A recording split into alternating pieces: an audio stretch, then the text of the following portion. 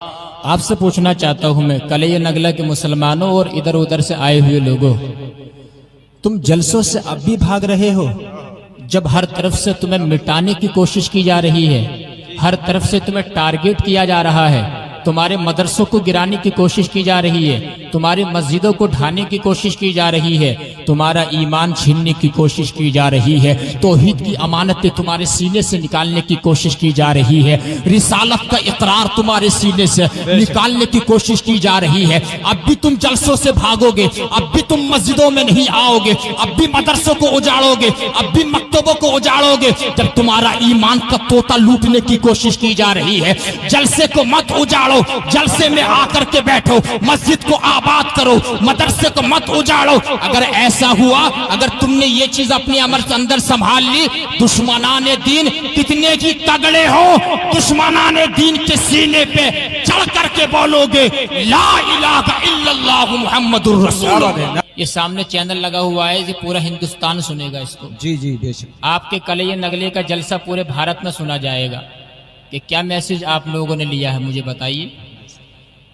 قاری قاسم صاحب نے مجھ سے تقریباً اس جلسے کے لیے 1 مہینہ پہلے تاریخ دی تھی، ان کا ٹیلی فون ٹکرایا، ان کا ہی فون پہنچا میرے پاس، مولانا فاروق صاحب نے بھی ماشاءاللہ کہا۔ تو اب جلسہ آپ نے سجایا، اپنا وقت نکالا، اتنا پنڈال سجایا، مائک کا انتظام کیا، ہمیں بلایا اور بھی علماء کو بلایا، تو کم سے کم جو ہے تھوڑی دیر جلسہ محبت سے نہیں سن سکتے ہو آپ لوگ؟ بولو سنیں گے انشاءاللہ۔ وہ لبیک یا رسول اللہ، لبیک یا رسول اللہ، ہاتھ اٹھا کے لبیک یا رسول اللہ۔ جلسے ہوتے رہیں گے، میلاد ہوتے رہیں گے، نبی کا ذکر تو ہوتا ہی رہے گا۔ سبحان اللہ۔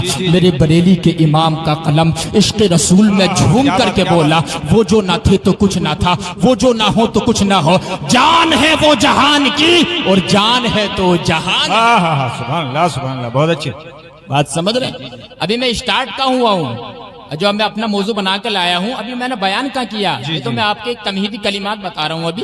لَقَدْ كَانَ لَكُمْ فِي رَسُولِ اللَّهِ أُسْوَةٌ حَسَنَةٌ You have indeed a noble paradigm in the prophet of Allah for him. We should make him our ideal. We have lessons in good life of علیہ السلام۔